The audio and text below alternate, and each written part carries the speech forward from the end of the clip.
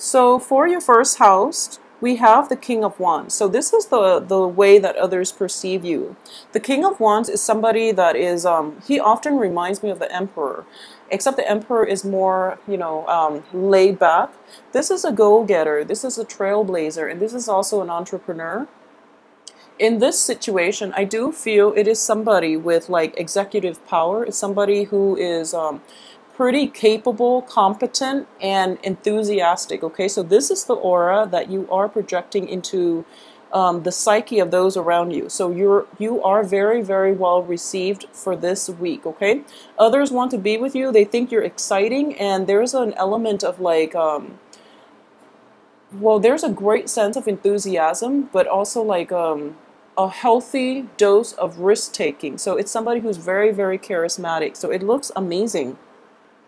At the same time,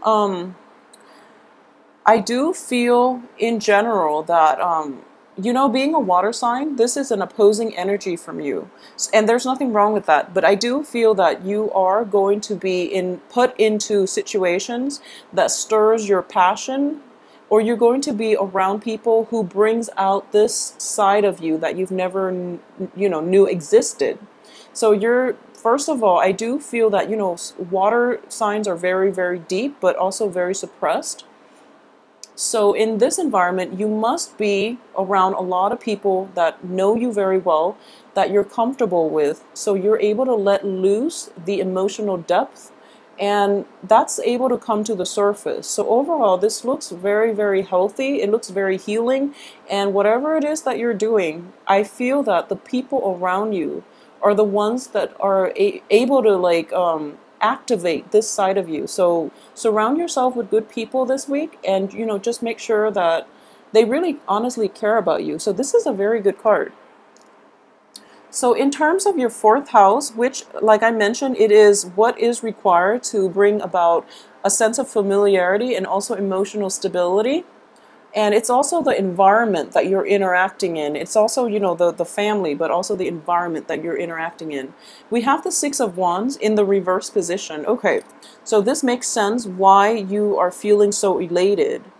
So the people around you, I do feel that you're going to encounter people who are kind of like going through a period in their lives in which they're not completely, it's sort of like people who haven't really achieved success yet.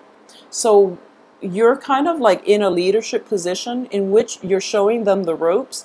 They look up to you a great deal. Hence, the charisma, the attraction that they feel towards you. Mainly because you're very optimistic at this point. You know what it's like to hit rock bottom, and you're dealing with people who might have like a either low self-esteem, and you're able to uplift them out of this funk, mainly because you project a very happy-go-lucky, trailblazing, and entrepreneurial spirit, and you give them hope, okay? So in this environment, I do feel in your home situation, there might be a little bit of trouble in terms of like,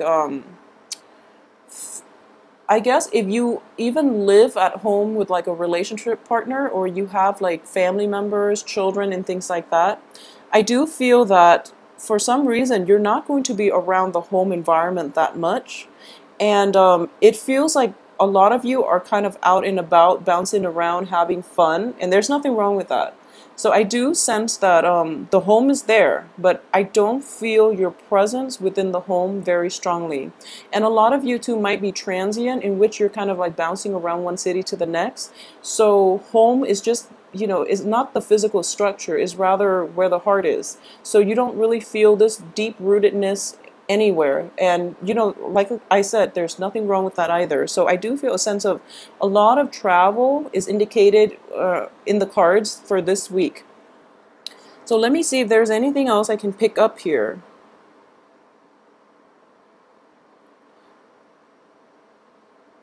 The Six of Wands in the traditional tarot, it does indicate victory here, triumph. And in terms of the fourth house, I do sense that like I mentioned earlier, you are a water sign. For this month, you're exhibiting the characteristics of a fire sign.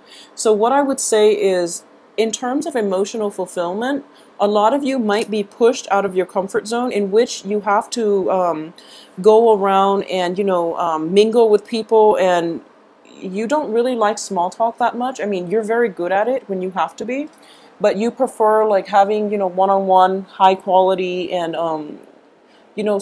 substantial, deep conversation with people, and you would rather do that than have to mingle and make nice and make conversation.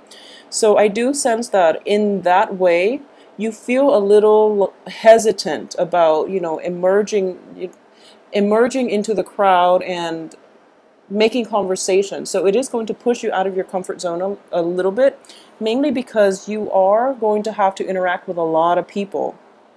But overall, you are making a very, very positive impression on other people. So it looks favorable.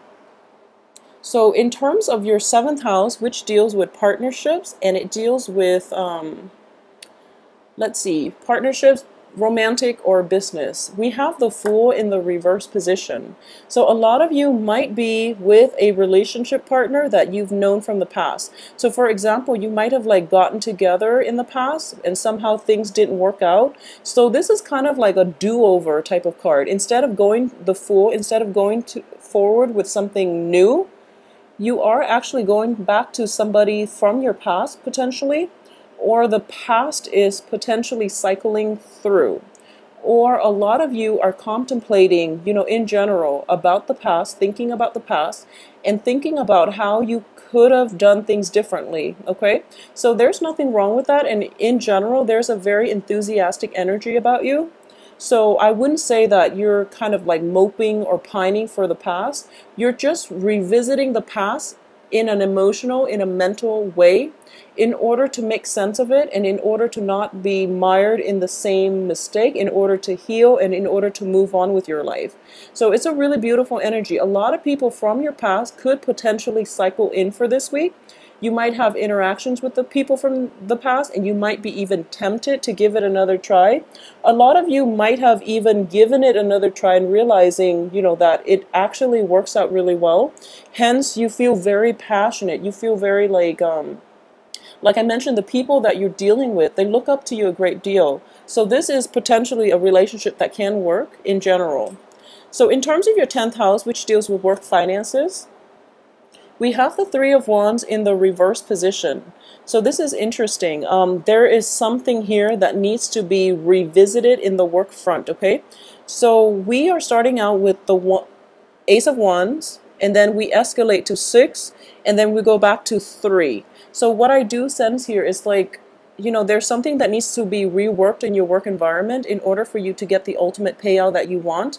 So you might have started the week feeling very, very enthusiastic, and then there's a lot of work, maintenance work, like very mundane maintenance type of work that you have to take care of in order for you to restart. So the cards are all corroborating the same theme with the Fool in the reverse.